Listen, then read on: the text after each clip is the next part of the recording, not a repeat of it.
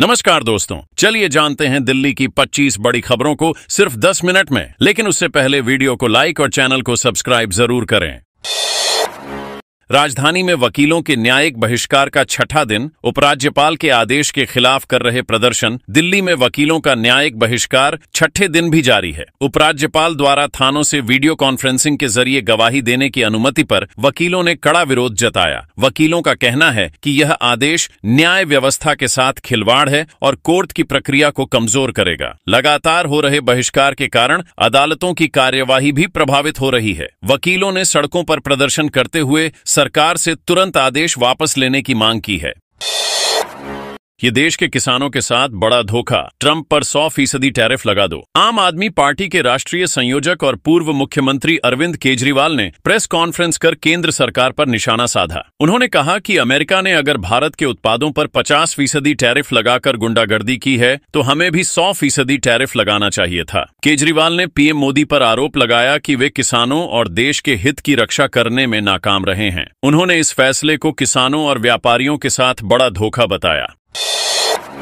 दिल्ली में बाढ़ की चेतावनी। खतरे के निशान से ऊपर बह रही यमुना। पहाड़ों पर लगातार बारिश से राजधानी दिल्ली में यमुना का जलस्तर तेजी से बढ़ रहा है। खतरे का निशान 205.33 मीटर है, जबकि पानी 205.41 मीटर तक पहुंच चुका है। प्रशासन ने बाढ़ की चेतावनी जारी कर दी है और आसपास के निचले इलाकों में अलर्ट घोषित कर दिया गया है। विशेषज्ञों का कहना है कि 2-3 दिन में जलस्तर और बढ़ सकता है। स्थिति को देखते हुए राहत और बचाव टीमें तैनात की गई हैं।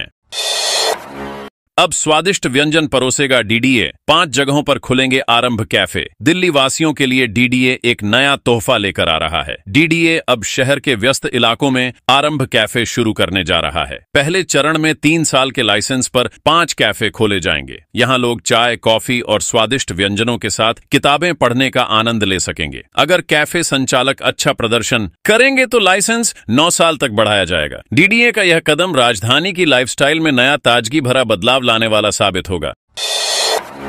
दिल्ली में नहीं थम रहे बम की धमकी के मामले। 20 कॉलेजों को आया थ्रेट ईमेल। दिल्ली के जीसस एंड मैरी कॉलेज समेत करीब 20 कॉलेजों को एक बार फिर बम धमाके की धमकी वाले ईमेल मिले। सूचना मिलते ही पुलिस और बम स्क्वाड की टीम मौके पर पहुंची। कॉलेज परिसरों को तुरंत खाली कराया गया और तलाशी अभियान चलाया गया। हालांकि जांच में कुछ संदिग्ध सामग्री नहीं मिली। लगातार आ रहे ऐसे ईमेल से छात्रों और अभिभावकों में दहशत का माहौल है। पुलिस साइबर सेल अब ईमेल के स्रोत का पता लगाने में जुट गई है। पाकिस्तान से भाजपा नेता जय भगवान गोयल को धमकी भरी कॉल। खुद को सीआईडी इंस्पेक्टर बताया। यूनाइटेड हिंदू फ्रंट के अंतर्राष्ट्रीय कार्यकारी अध्यक्ष और वरिष्ठ भाजपा नेता जय भगवान गोयल को पाकिस्तान से धमकी भरी कॉल मिली। फोन करने वाले ने खुद को सीआईडी इंस्पेक्टर बताया और उन्हें जान से मारने की धमकी दी। इस घटना के बाद दिल्ली पुलिस ने शाहदरा थाने में मामला दर्ज कर लिया है। फिलहाल कॉल की लोकेशन और नंबर ट्रेस करने की कोशिश की जा रही है। घटना के बाद भाजपा नेताओं ने कड़ी नाराजगी जताई और सुरक्षा बढ़ाने की मांग की है। दोगुना माइक्रोप्लास्टिक निगल रहे हैं दिल्ली एनसीआर वाले। वैज्ञानिकों का ताजा खुलासा। दिल्ली एनसीआर की हवा में मौजूद माइक्रोप्लास्टिक अब गंभीर स्वास्थ्य संकट बन चुके हैं। पुणे के भारतीय उष्णदेशीय मौसम विज्ञान संस्थान और सावित्रीबाई फुले पुणे विश्वविद्यालय के वैज्ञानिकों की ताजा रिपोर्ट में बड़ा खुलासा हुआ है। अध्ययन में पाया गया कि गर्मियों में यहाँ के लोग सर्दियों की तुलना में करीब 97% अधिक माइक्रोप्लास्टिक सांस के जरिए शरीर में ले रहे हैं। यह संकट बच्चों और शिशुओं पर भी मंडरा रहा है। वैज्ञानिकों ने इसे गंभीर खतरे की चेतावनी बताया है। नोएडा में 7 माह में 3000 पालतू कुत्तों ने 24,000 से ज्यादा को काटा। नोएडा में पालतू और आवारा कुत्तों का आतंक बढ़ता जा रहा है। जिले में पंजीकृत करीब 3000 पालतू कुत्तों ने 7 महीनों में 24,000 से ज्यादा लोगों को काटा है। अकेले जुलाई महीने में सबसे ज्यादा मामले दर्ज किए गए। सभी पीड़ितों को जिला अस्पताल और स्वास्थ्य केंद्रों में एंटी रेबीज वैक्सीन दी गई। इसके अलावा लावारिस कुत्तों, बंदरों और बिल्लियों के काटने के भी 1 लाख से ज्यादा मामले सामने आए। यह स्थिति स्वास्थ्य विभाग के लिए बड़ी चुनौती बन गई है।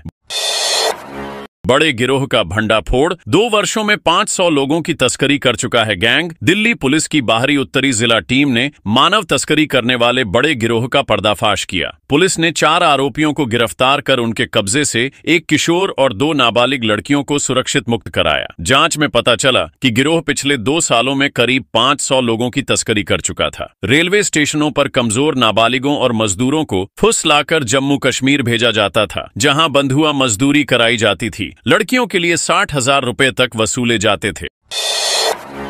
स्नातक दाखिले का बन सकता है रिकॉर्ड, पहली बार हुए 2.20 लाख पंजीकरण। दिल्ली विश्वविद्यालय के school of open learning (SOL) में स्नातक दाखिले का रिकॉर्ड बन सकता है। जून से शुरू हुई प्रक्रिया में अब तक 2.20 लाख छात्रों ने पंजीकरण कराया है। यह पहली बार है जब इतनी बड़ी संख्या में दाखिले हुए हैं। बढ़ते रुझान से साफ है कि दिल्ली यूनिवर्सिटी के दूरस्थ शिक्षा कोर्सेज युवाओं में लोकप्रिय हो रहे हैं। प्रशासन ने बढ़ती संख्या को देखते हुए दाखिला प्रक्रिया को दुरुस्त करने की तैयारी तेज कर दी है।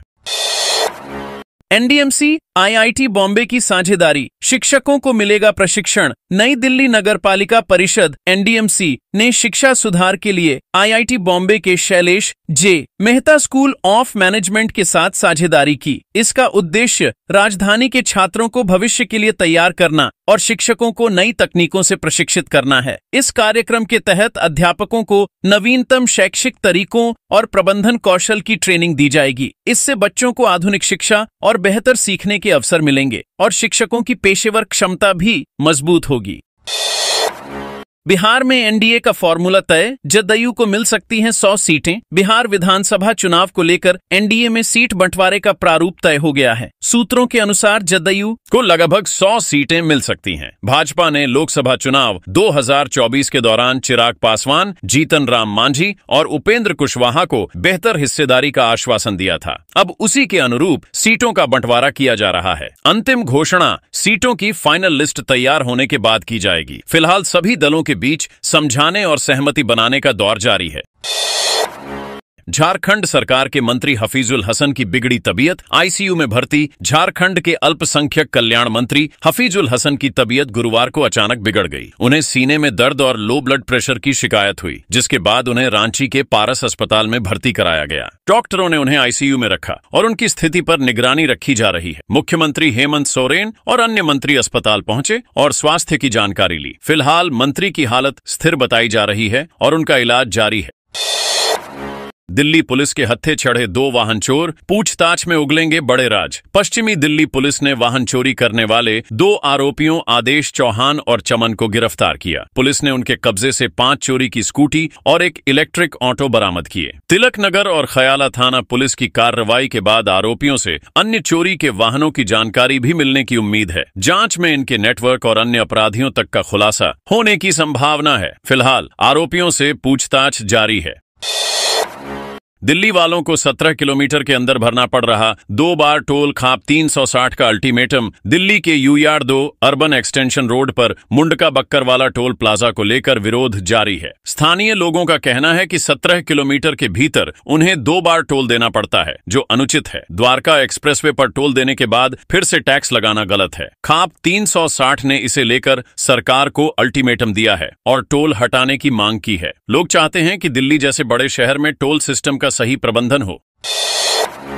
अमेरिका पर 100% टैरिफ, अरविंद केजरीवाल बोले पूरा देश करेगा समर्थन। आम आदमी पार्टी के संयोजक अरविंद केजरीवाल ने अमेरिकी आयात पर 100% टैरिफ लगाने की मांग की। उन्होंने आरोप लगाया कि भाजपा सरकार ने अमेरिकी कपास पर 11% शुल्क माफ कर किसानों को नुकसान पहुंचाया। केजरीवाल ने कहा कि यह फैसला किसानों के साथ धोखा है। उनका कहना है कि अगर अमेरिका हमारे उत्पादों पर मनमाने शुल्क लगाता है तो भारत को भी सख्ती दिखानी चाहिए। उन्होंने दावा किया कि पूरा देश ऐसे कदम का समर्थन करेगा।